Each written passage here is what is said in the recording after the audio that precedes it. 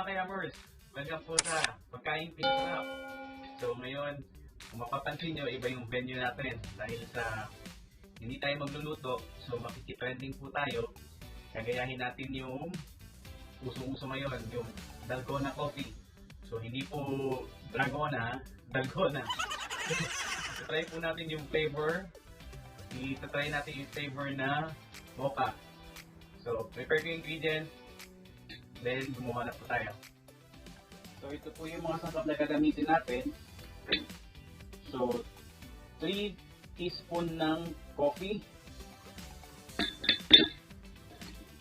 3 teaspoon ng hot water. 3 teaspoon ng sugar.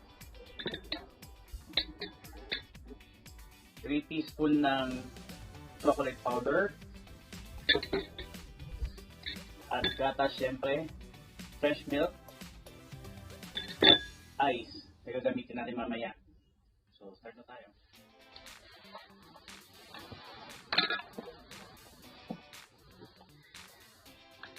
Okay, so ang gagawin natin, lagyan natin yung ating coffee, yung ating hot water, at yung sugar. So, ang gagamitin to, mixer. Pero kung wala kayong mixer, pwede ditong pang whisk or tinidor. Then, i-blend lang natin siya.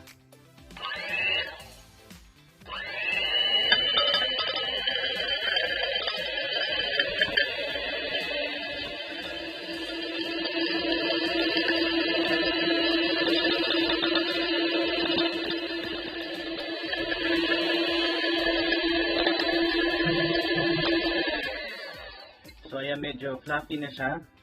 Ang gagawin po natin, unti-unti natin ilalagay yung ating chocolate powder. Kasi baka magtubig siya kapag lahat binuhos natin agad.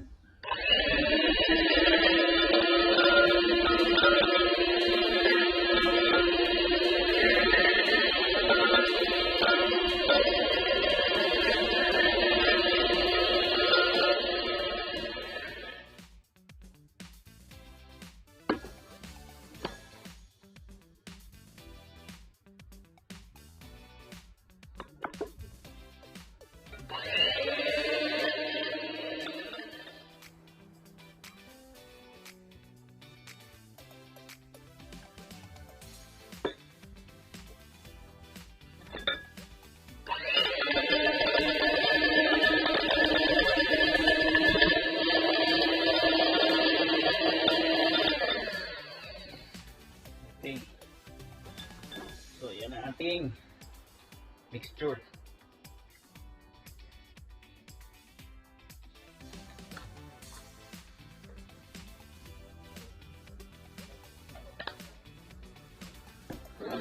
Ating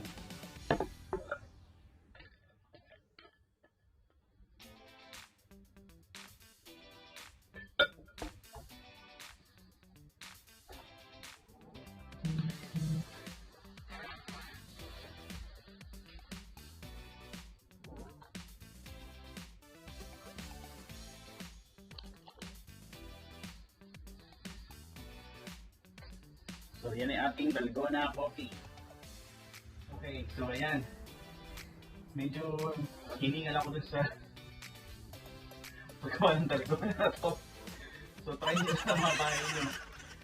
Actually, ang ganda niya. So, no? So, depende sa dami nung cream na gagawin nyo. So, i-double nyo lang yung measurement. Kung marami kayong iinom. Eh kung gawin nyo siyang ganyan.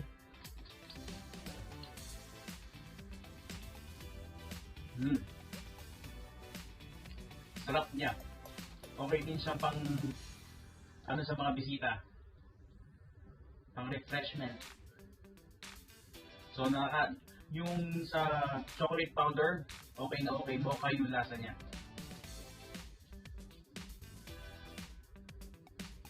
So ito po yung ating Dalgona coffee.